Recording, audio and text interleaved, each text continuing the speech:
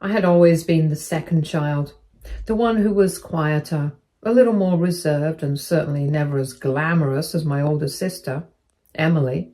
From the start, our parents had made it clear that Emily was the golden child, whether it was in academics, extracurriculars, or just how much time they spent fawning over her.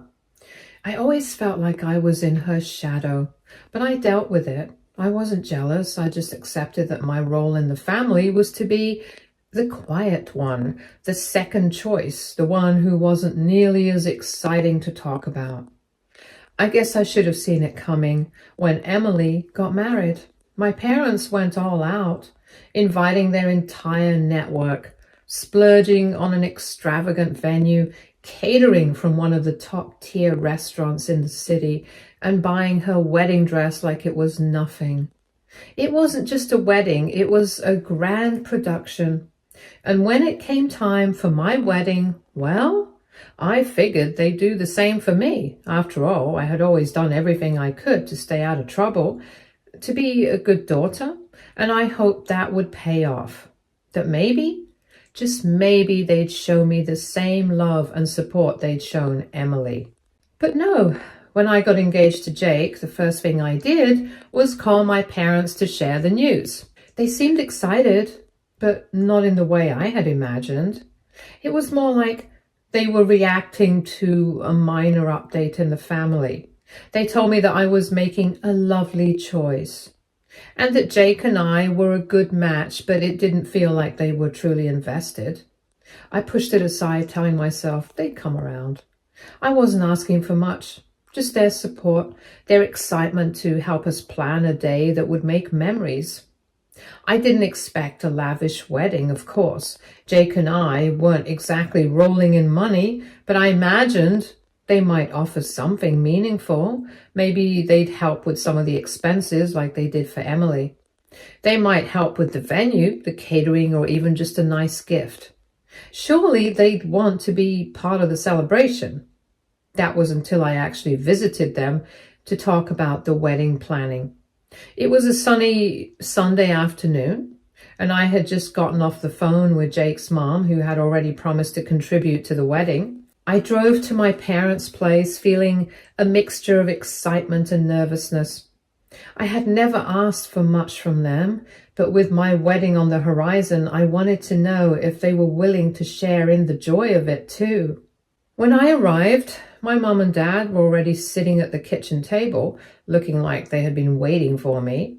I had imagined a warm welcome, but something felt off. There was an awkward silence hanging in the air. My mom broke it first with a weak smile. She told me that they had been thinking about the wedding and they wanted to give me something special. I was hopeful at first, but when she slid a gift card towards me, my stomach immediately dropped. She said it was a $1,000 gift card to a department store and that they thought it might help with the wedding planning. I looked at it, stunned. $1,000? I had expected more, especially after what they had spent on Emily's wedding. My mom tried to act like it was generous, explaining they knew Jake and I were saving up for the wedding and this gift would help. My heart pounded as the words escaped me. I asked them why they thought this was enough. Didn't they remember Emily's wedding? They had spent over $100,000 on her special day. And this? This was all they could give me? It felt like a slap in the face. My dad looked at me, his face expressionless as if this was no big deal. When I brought up Emily's wedding, he just shrugged it off, saying it was different because she had married a successful man with connections. He insisted that they couldn't afford the same type of wedding for me and that the $1,000 gift card was the best they could do. He said I should be grateful, but I wasn't grateful. I was furious. I couldn't believe that after all the years I had been patient, waiting for my turn. This was the reward I got. I stood up from the table, feeling my voice rise as I told them how hurt I was. I said that they had always given Emily everything and I was getting scraps. I was sick of it. My mom tried to defend herself, saying that they had done their best, but it didn't matter. Nothing was ever good enough for them when it came to me.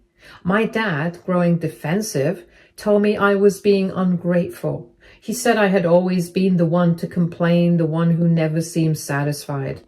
That only made my anger grow. I shot back, telling them that it wasn't about being satisfied, it was about being treated like I mattered. But they didn't get it. Emily always mattered more, and that would never change. I couldn't stand it anymore. I couldn't sit there pretending that everything was fine. I grabbed the gift card from the table and tossed it down. I told them I didn't want it, that I didn't need their charity, and when they tried to call me greedy and money hungry, I snapped. I told them Emily was the greedy one and they were always giving her everything while I got nothing. I stormed out of their house, slamming the door behind me. My chest was tight with frustration. I could barely keep my tears in check as I drove home. I felt like a fool, forever hoping they would see me for who I was, just as deserving of their love and support as Emily. But I had been wrong. The truth was clear now. I wasn't their priority. Emily would always be the favorite and I would always be second. Actually, scratch that. I was nowhere on their radar.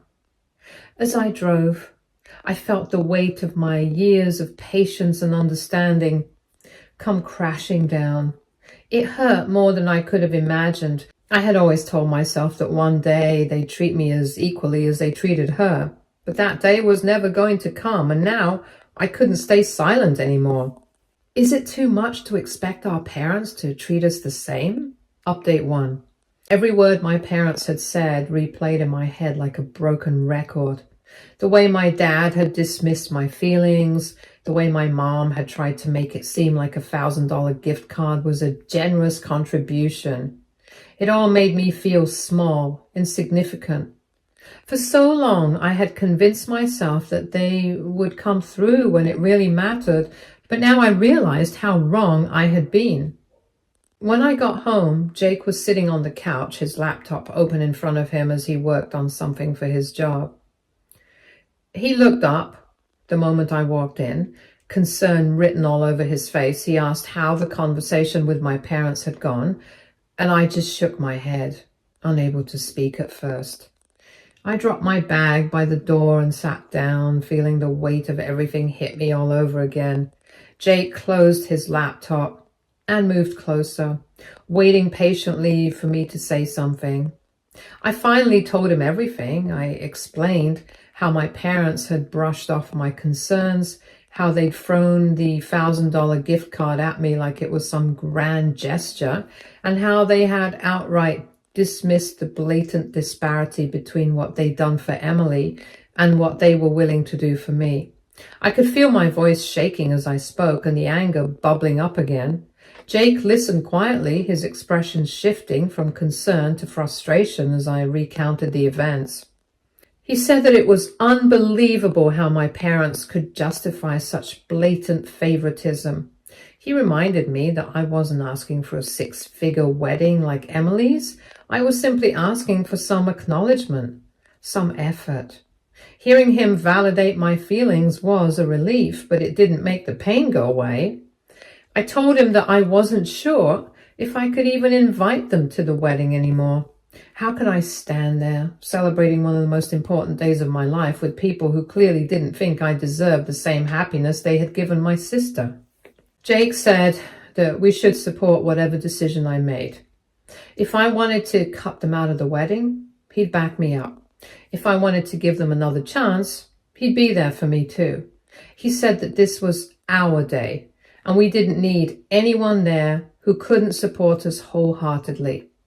His words were comforting, but they also made me realize that I couldn't keep holding on to hope that my parents would change. It was time to draw a line. The next morning, I woke up with a sense of clarity. I had let my parents' favoritism slide since I was a child. I had convinced myself that it didn't bother me, that I could rise above it, but this was different. This was my wedding, a once-in-a-lifetime moment, and I wasn't going to let them ruin it for me. I decided that if they couldn't treat me with the respect and love I deserved, then they didn't deserve to be part of my day.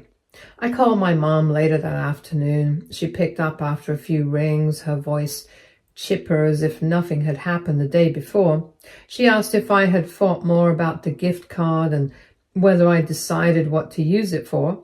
Her tone was so casual, so oblivious to how hurt I was, that it made my blood boil. I told her that I didn't want the gift card, I didn't want their money.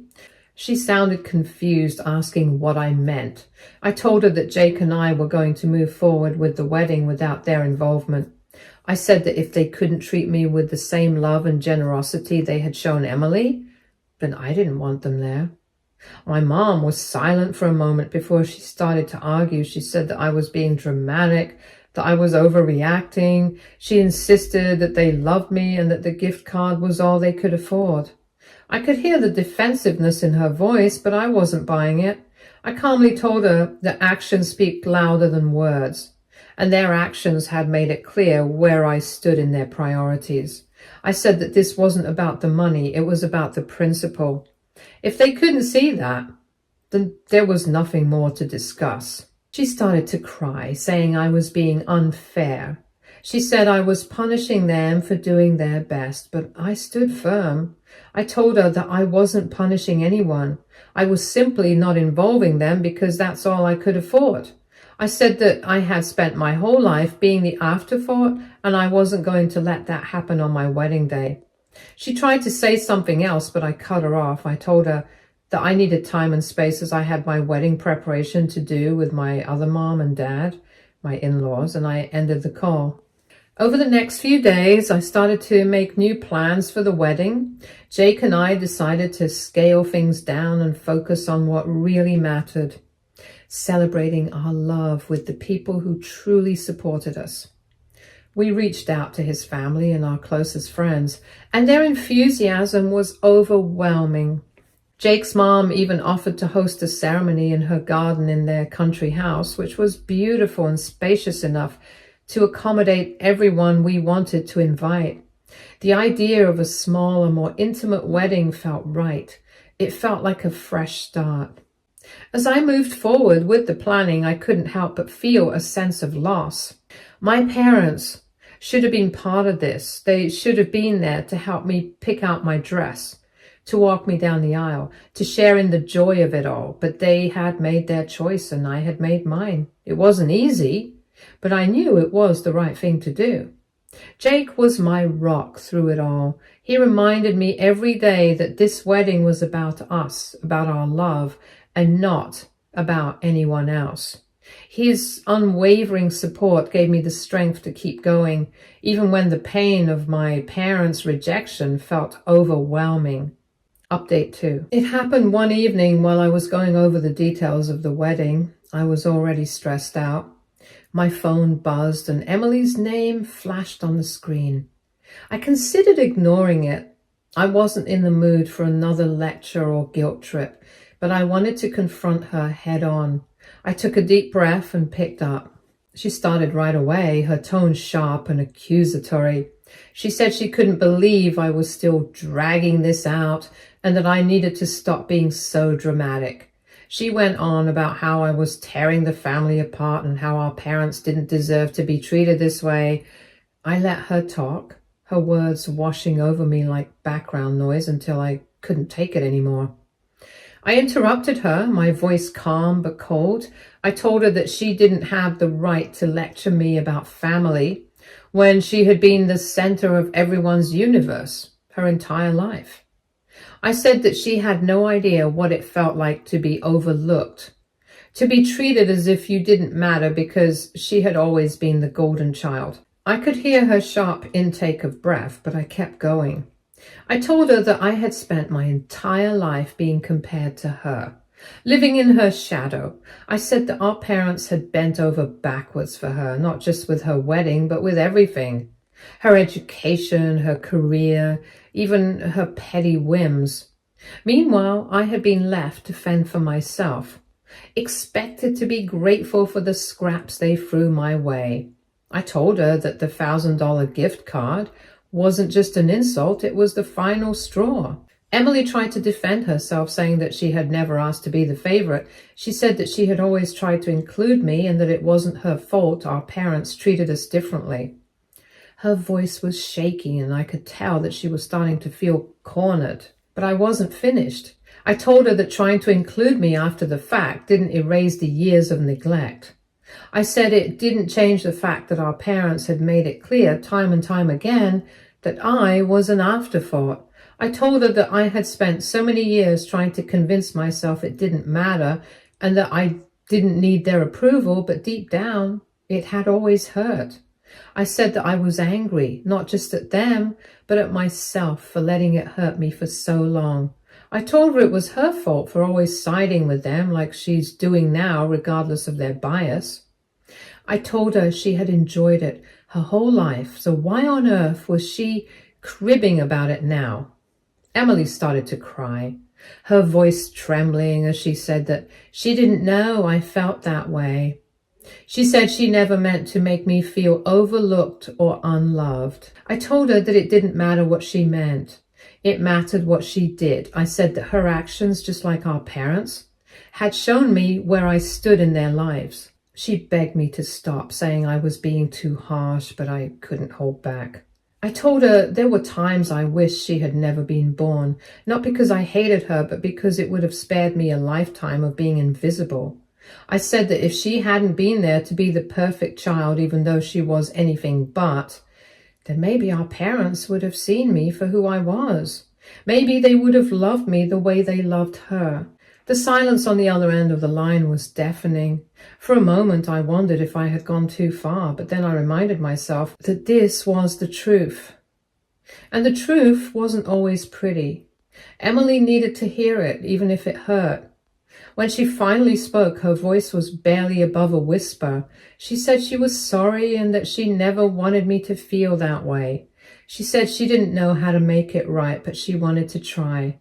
I told her it wasn't about making it right. It was about acknowledging the hurt, not dismissing it. I said I didn't need her to fix anything. I just needed her to understand. Emily apologized again, and I could hear the sincerity in her voice.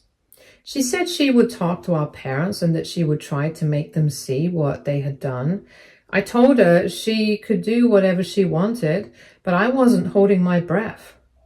I said that I had spent too long waiting for them to change and I wasn't going to waste any more time on false hope. The call ended on an uncertain note. Emily sounded broken and I felt a little guilty. Part of me was glad that I had finally said everything I had been holding in, but another part of me felt terrible for hurting her. But Emily and I didn't really have much of a relationship. After the call, I sat in silence for a long time, replaying the conversation in my head. I felt drained, but also lighter, as if a weight I hadn't realized I was carrying had been lifted. For the first time, I felt like I had stood up for myself, like I had refused to let Emily or anyone else dismiss my feelings. Jake came into the room, sensing my mood.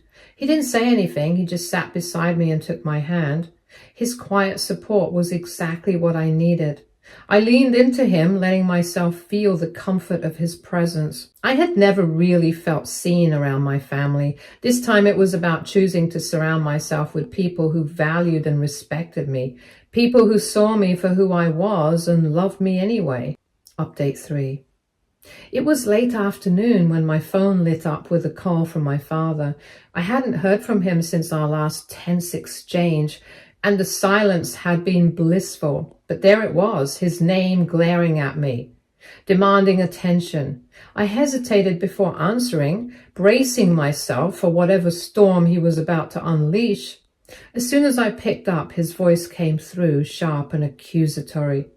He wasted no time, demanding to know what I had said to Emily, which left her crying and upset. He was furious, calling me bitter and selfish, claiming I had no right to treat my sister that way. His words hit me like a punch, but instead of backing down, I felt the anger rising in me like a tidal wave. Bitter, selfish? Did he have any idea what it felt like to be ignored and dismissed my whole life? I didn't let him finish before I interrupted, my voice ice cold. I told him he had no right to call me and accuse me of anything. I said he and Mom had created this mess, not me. They had spent decades favoring Emily and showering her with love and attention while I was left to fend for myself. I said that if Emily was crying now, it was because for the first time in her life, someone had told her the truth and she couldn't handle it. He tried to cut me off, calling me greedy and ungrateful and accusing me of turning my back on my family. And that was when I snapped. I told him that the only people who were greedy in this situation were him and Mom. I said they had greedily taken advantage of my patience, expecting me to keep quiet while they lavished everything on Emily. I said they had greedily hoped I would stay silent, swallowing my hurt and pretending everything was fine for the sake of their comfort. And worst of all, they had greedily clung to the idea that I would still acknowledge them as my parents after everything they had done. His indignant sputtering was almost satisfying. He tried to argue, saying they had done their best for both of us, but I cut him off again. I told him that if their best was treating one child like a queen and the other like a peasant, then they had failed miserably. I said their actions had shown me exactly where I stood in their lives, and I was done pretending it didn't matter. I didn't hold back. I told him their treatment of me during my wedding planning was the final insult. I said that after watching them spend over $100,000 on Emily's wedding, they had the audacity to hand me a $1,000 gift card and call it all they could afford. I said it wasn't about the money, it was about the message that was sent. They were telling me loud and clear that I wasn't worth the effort. I told him even if they had given me no money but wanted to be a part of the preparations, I would have been more than happy. His voice rose, defensive and angry, but I wasn't done. I told him I had spent years trying to earn their approval, bending over backwards to prove I was just as worthy as Emily. But I was done now. I said that if they couldn't see my worth on their own, then I didn't want their approval. I didn't need it. I could feel my heart racing, but I didn't stop. I told him that I had finally realized something. Family isn't about blood. It's about love, respect, and mutual care. And they had failed me in all three. I said that I had found a new family in Jake, his parents, and the people who truly cared about me. I didn't need them anymore. There was a long silence on the other end of the line. When he finally spoke, his voice was quieter, almost hesitant. He said he didn't understand where all this anger was coming from. He said he thought we had a good relationship. I almost laughed at its absurdity. I told him that the only reason he thought we had a good relationship was because I had spent years biting my tongue and pretending everything was fine for them because I didn't want to hurt them. I said that I was tired of pretending. I was tired of being the dutiful daughter who put up with their blatant favoritism. I was tired of being the one who was expected to forgive and forget while they continued to treat me like I didn't matter. He tried one last time to guilt me, saying that I was being unfair and that I was overthinking all of this because of the wedding stress. I asked him if he knew the difference between $100,000 and $1,000. I asked him if that seemed unfair. I told him that the family had been broken long before this. I said that he and Mom had chosen to divide us when they made it clear that Emily was their priority. I told him that if he wanted to fix things, he needed to take a long, hard look at himself and Mom and ask why I felt this way. But I wasn't holding my breath. I told him I wasn't expecting him and Mom to be parents to me or grandparents to my children. I told him I didn't want my children to go through the same hurt that I had gone through, so this time I was going to be greedy. I ended the call before he could say anything else. My hands were shaking, my heart was pounding. But I felt an overwhelming sense of relief. For the first time, I had stood up to him, to all of them. I had said everything I had been holding in for years, and I didn't regret a single word. Update 4. 4 months have passed since the day I firmly closed the door on my parents and Emily, and honestly, I don't regret it. My wedding came and went, and no, my parents weren't invited. I know some of you are curious about that, wondering if I softened up or if they made amends in time. Let me be perfectly clear. They didn't, and I didn't. The wedding was beautiful, intimate, and filled with love. I walked down the aisle surrounded by people who genuinely cared about me and Jake. My parents weren't there, but their absence didn't leave a void. In fact, it felt like a relief. There were no tense moments, no judgmental stares, no snide remarks. It was a day focused on our happiness, as it should have been. I've gotten questions about how my extended family reacted to my decision. Honestly, they didn't care much about my parents being excluded. The only time they ever really weighed in was when money came into the picture. Some relatives did ask if I was sure about cutting ties, but I reminded them that my parents made their choices and I made mine. Most of them accepted that and moved on. When it came to the guest list, I only invited a handful of relatives, those who had treated me with kindness over the years. These were people who, though not incredibly close, had shown genuine care whenever I saw them. They weren't the type to play favorites or meddle in family drama. And that was enough for me. As for Emily, she tried to contact me a few times in the weeks leading up to the wedding. I'm not sure what her intentions were, whether she wanted to apologize, reconcile, or stir up more drama, but I wasn't interested in finding out. Every call and message went unanswered. I wasn't being petty. I was just done. After my last conversation with my father, I realized that continuing to engage with them was a losing battle. Every call and every interaction only left me feeling drained and bitter. So I stopped answering altogether. I blocked their numbers, ignored emails, and shut down any attempts to reach me through third parties. They weren't worth the emotional toll anymore, and I'd completely given up on the idea of a relationship with them.